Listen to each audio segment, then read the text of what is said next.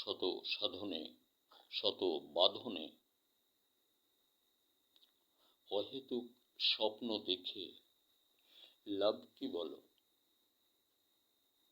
কারণ তুমি নিজেই তো 40 ভাগে বিভক্ত।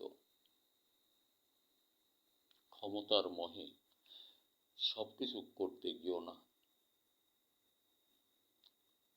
নিজেই ক্ষতিগ্রস্ত হয়ে যেতে হবে দ্বন্দ্বের কাছে।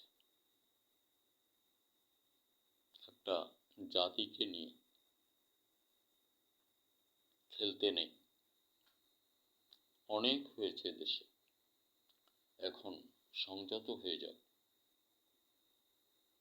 বর্তমানকে সহযোগ দেওয়ার চেষ্টা করো। শুধু দ্বন্দ্বকে অবমাননা করো না। দ্বন্দ্বের খবর নাও, কত ভাগে বিভক্ত তুমি। তারপর অগ্রগতি বাড়াও। দেশময় ছেলেরা, কর্ম হাতে রাখো। সেটা স্বরচিত লেখার মতো, ছোট গল্প, উপন্যাস, প্রবন্ধ, গান, কবিতা লেখার মতো।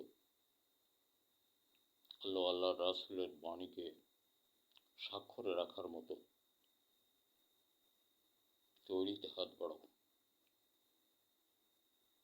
আর বর্তমান সরকারকে সহযোগ দাও।